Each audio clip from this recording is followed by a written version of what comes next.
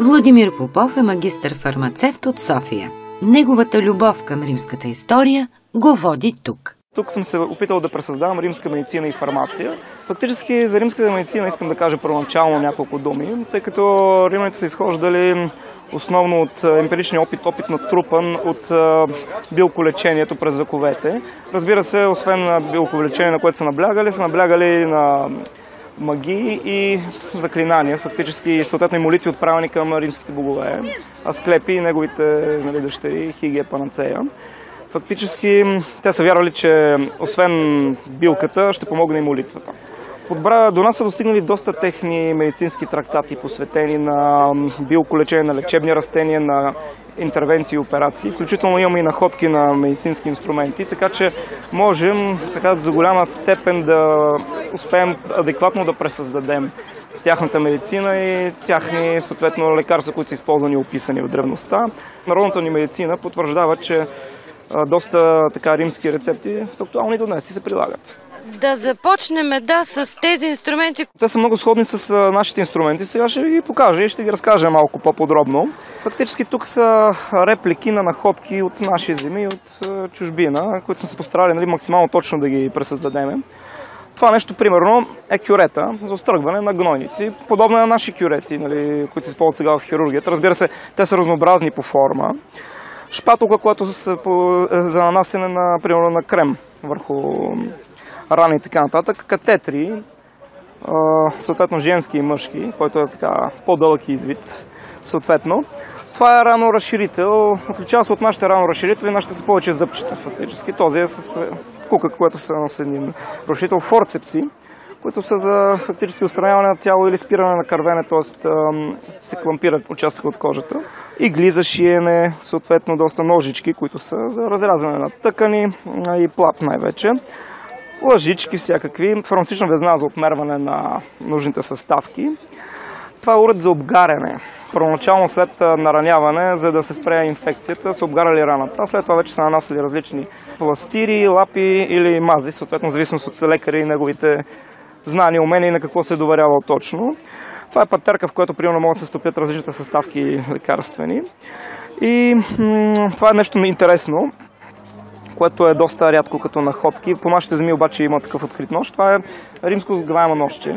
Както обичам да казвам, не швейцарците са открили джобното ножче, а всъщност римляните са имали подобни уреди, които са били пак многофункционални. Виждате с виличка, лъжичка, съответно кюретка, нож. Това се вярва, че този уред е бил използван за вадене на охлюви от черупката си. Обичали се да дадат охлюви. Това е така интересен вариант, който е намерен и по нашите земи. Големият цилиндър, това всъщност е тубус, в който се съхраняват медицинските инструменти, за да не се повредят, защото и тогава тяхното изготвяне е било доста скъпо и трудоемко и било направо ювелирна изработка. Те са били все пак материали, основно бронз, на който могат да се позволи сребро. Все пак среброто, знаете, има и антисептични свойства. Даже римляните са съхранявали виното си, примерно в сребърни съдове, за да не се развали. Редица продукти. Мед също понякога. В зависимост от богатството на лекаря, но лекарите като цяло са били състоятелни, защото както пише Плиний Стари, и тогава имало малко хитрости, т.е. лекарите удължавали терапията на пациента или са продавали лекарствата 2-3 пъти по-скъпо. Готови са били на всеки шарлатани, т.е. при изготвянето на антидоти, така наречените териаци, тъй като римляните много страдали от манията и от параноята, че някой може да ги отрови. И затова са взимали противоотрова, така се каже. Но както пише Плиний Стари, много често тази противоотрова била по-вредна от отровата, т.е. понякога умирали от противоотровата, но всеки лекар си изготвял неговата противоотрова, която често казано включва разни почти окултни неща, стрити на прах животински органи или примерно части от змии и така нататък. Тоест много паранаучни методи. Но в древността медицината е доста била на границата между науката и религията, така че не може да ги виним. Хората са опитвали все пак да вършат и медицина.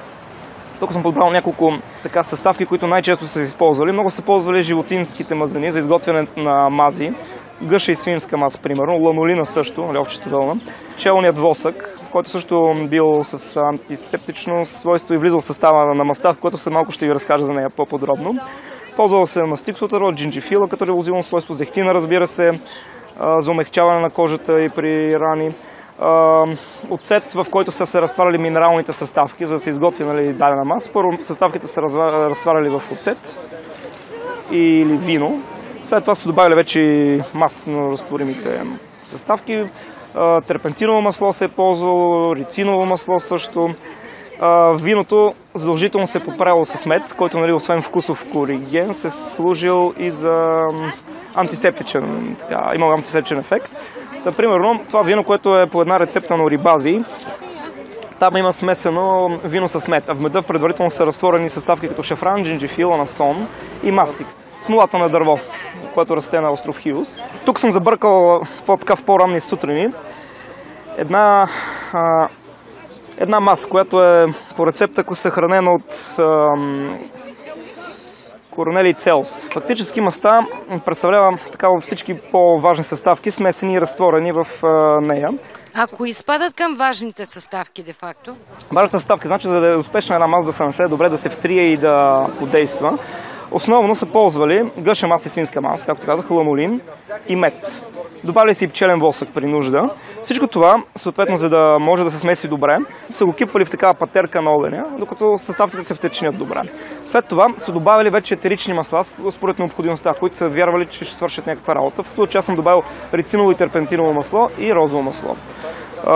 Сместа, между другото, е много, след като се затвърди, виждате, консистенцията е перфектна, след като се разтрие с пестик в каманчето. Има приятен аромат, хомогенна е и готова за приложение върху кожата.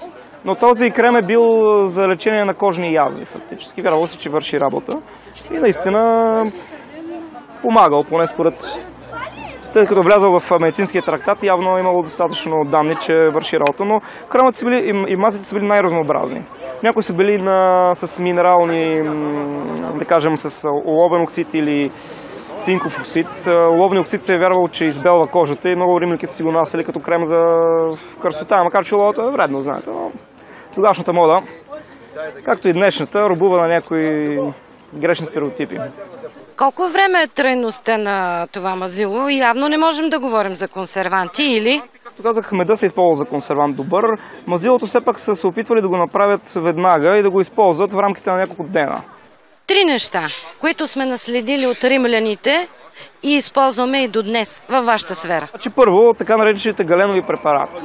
За Клавдий Гален, който е известен лекар и също така основател, ако мога да кажа, на съвременната фармакология, предполагам, че сте чували.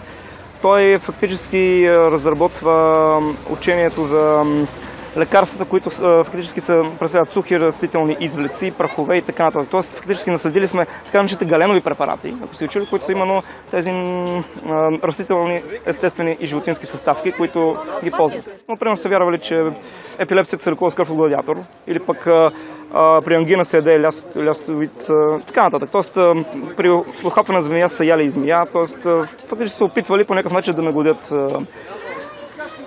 до някъде тяхните схващания заедно с голяма доза вяра, бих казал. Наследили сме голяма част от инструментите.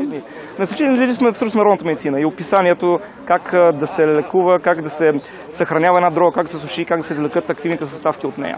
Тоест, голяма част сме наследили, разбира се. За тези нетрадиционни лекове, бихте ли споменали още няколко? Ето, например, при болест на черния дроб, какво трябва да се изяде? Пресен и суров дроб на гълъб.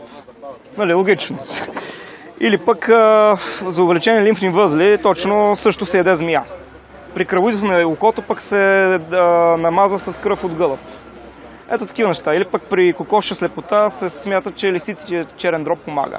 Тоест фактически ядене на животински субстанции основно, които могат да бъдат първоначално изгорени до пепел, след това пепелта да бъде стрита с мас и да бъде или натрита външно, или пък да бъде разредена в оцет и вино и да бъде погълната вътрешно. Такъв. Както се казва, за съжаление нямаме целия римляни, но това са такива народни лечения, описани в тези медицински трактати. Тоест хората са вярвали, че помагат и са ги използвали.